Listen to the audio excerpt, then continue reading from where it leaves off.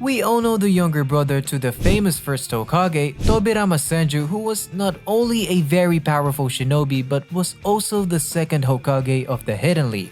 Tobirama was one of the major inventors of the jutsus used in the entire Naruto series. In today's video, we would be looking at 5 forbidden techniques that were invented by Tobirama.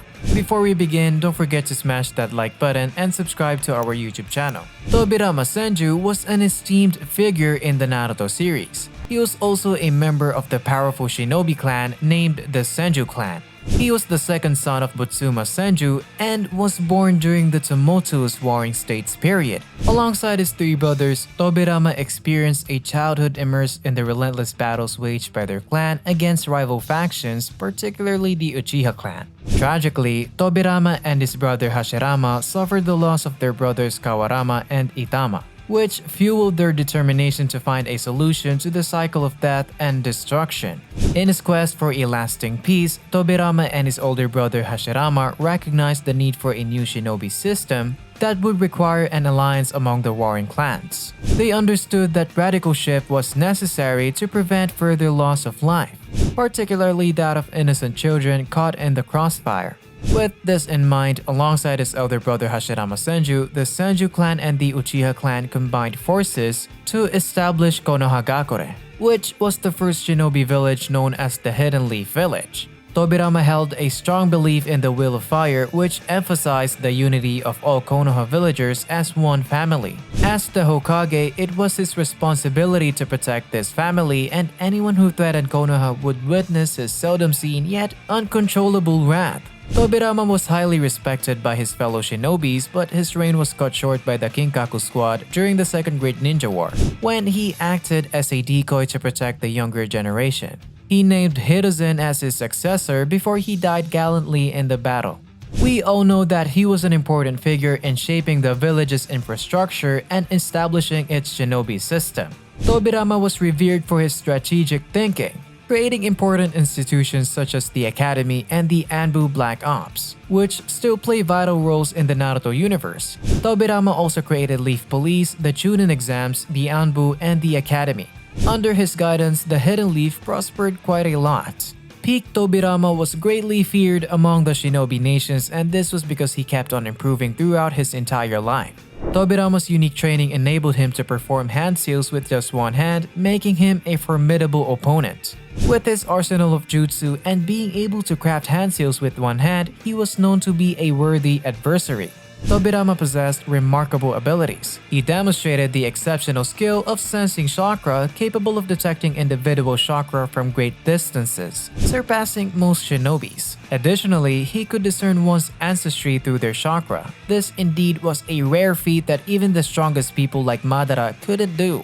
Even when blinded, Tobirama displayed the ability to pinpoint precise locations. Crazy, right? This aided his team when they were cornered by the Kinkaku squad. Tobirama being a part of the elite group of shinobi was for a reason, and this is because, similar to his elder brother Hashirama, Tobirama achieved mastery over all 5 elemental natures. His exceptional proficiency in water release proved advantageous, particularly against his formidable adversaries, the Uchiha clan, renowned for their mastery of fire release. He was known as one of the strongest users of water-style jutsus in the series. He was able to generate enough water to cover a battlefield and then control it like a weapon. He was able to shoot water out of his mouth with such force that it could easily sever the massive roots of the divine tree. Throughout the entire series, we fans have seen many instances where space-time ninjutsu has been used in different occasions. Tobirama was actually the first shinobi who developed space-time ninjutsu, and he named the technique Flying Thunder God. This technique allowed Tobirama to blitz most of his enemies.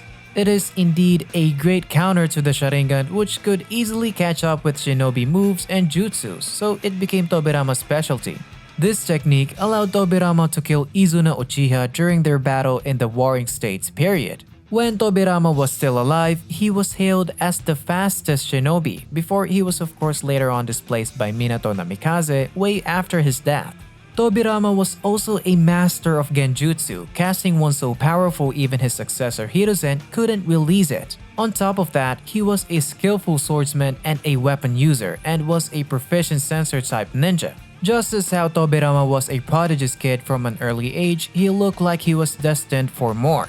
He was so good at his abilities that he was used by his father to spy on Hashirama. He is also known to have a great intellect, and he also invented several jutsus. He is responsible for the creation of extremely powerful jutsus such as Shadow Clone Jutsu, Impure World Reincarnation or Edo Tensei, and Flying Thunder God to mention a few. However, most of his jutsu were labeled forbidden and not to be practiced or used by any shinobi. These techniques are highly sought after, and there have been several instances where people have tried to steal the scroll on which the jutsus are written. He was later revived during the 4th Great Ninja War using his own technique. Let's look in depth into these forbidden techniques. Multiple Shadow Clone Jutsu. The Shadow Clone Jutsu is a highly popular technique in the Naruto universe and is popularly used by Naruto Uzumaki, the series' main character. It was originally developed by Tobirama Senju, the second Hokage of the Hidden Leaf Village. This jutsu enables the user to create duplicates of themselves, with each clone sharing the user's chakra and appearance to the point of being indistinguishable. The Multi-Shadow Clone Jutsu is a more advanced version that allows the user to create hundreds of clones simultaneously. However, due to its immense chakra consumption and the risk of exhausting the user to the point of death, this technique is classified as a forbidden jutsu. Naruto, with his extraordinarily vast chakra reserves, is an exception and can create over 8,000 shadow clones. Shadow clones in Naruto vanish under 2 instances: when they sustain a specific amount of damage or when the user willingly undo the jutsu. Additionally, if the user dies, the clones will automatically disappear. An interesting advantage of this technique is that any knowledge or experience gained by the clones are transferred back to the user upon their disappearance. Surprising, right? This particular trait makes the Shadow Clone Jutsu extremely valuable for intelligence gathering missions, as the user can acquire information from enemy territory while maintaining a safe distance. Reanimation Jutsu or Edo Tensei. The Reanimation Jutsu, also known as Edo Tensei no Jutsu, is a powerful ninjutsu created by Tobirama Senju. It enables the caster to forcefully summon deceased souls from the afterlife into the realm of the living, using a living vessel as a conduit. To perform this jutsu, a specific amount of DNA is required from the deceased individual. However, it is important to note that this technique goes against the natural order and involves desecrating graves to obtain the necessary genetic material. As a result of its morally questionable nature, the Reanimation Jutsu has been designated as a forbidden jutsu or kinjutsu. Although initially developed by Tobirama with certain flaws, the Reanimation Jutsu was later rediscovered and improved by Orochimaru. However, it was Kabuto Yakushi who refined the jutsu to near perfection. With his enhancements, Kabuto could bring back deceased souls with nearly the same power they possessed in life. These reanimated individuals had access to unlimited chakra and possessed indestructible bodies. Kabuto had the ability to resurrect entire armies and effortlessly control them without the need to expand his own chakra. Based on these remarkable achievements, Kabuto proclaimed this jutsu as the most potent technique in existence. Mutually multiplying explosive tags. The mutually multiplying explosive tags, a technique created by Tobirama Senju, the second Hokage of Konohagakure, involves the utilization of Edo Tensei bodies. This jutsu transforms these bodies into paper bombs that have the ability to continuously explode, thanks to the regenerative nature of the Edo Tensei bodies. The interesting thing about this technique is that it can also be done with living human bodies. However, using it with living individuals results in their untimely demise, which explain why it's classified as a forbidden jutsu. Flying Raijin Thunder God. The Flying Raijin Jutsu, a technique developed by the second Hokage, is regarded as one of the most impressive abilities in the Naruto universe. This jutsu grants the user the ability to instantaneously teleport to a specific location that has been marked beforehand.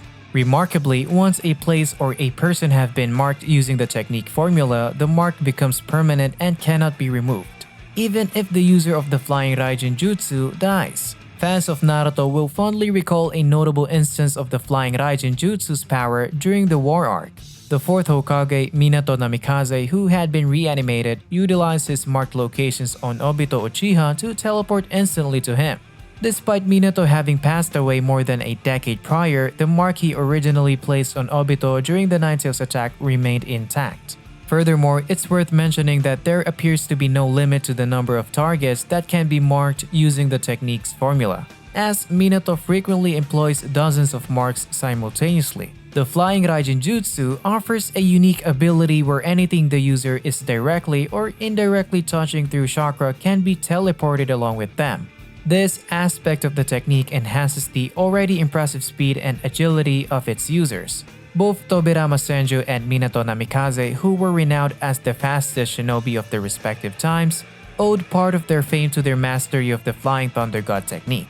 Notably, Minato's frequent and skilled utilization of the technique during the Third Shinobi World War earned him the revered title of Konoha's Yellow Flash. Although it's important to note that the Flying Raijin Thunder God Jutsu isn't a forbidden technique, it can be argued that since it's only Minato and Tobirama that were notable users of this technique. So it can be said that to learn this jutsu must have been hard for other shinobi to learn, thereby making it a bit forbidden to them. Do you think these jutsus shouldn't have been considered forbidden? Do let us know in the comment section below, and thank you for watching.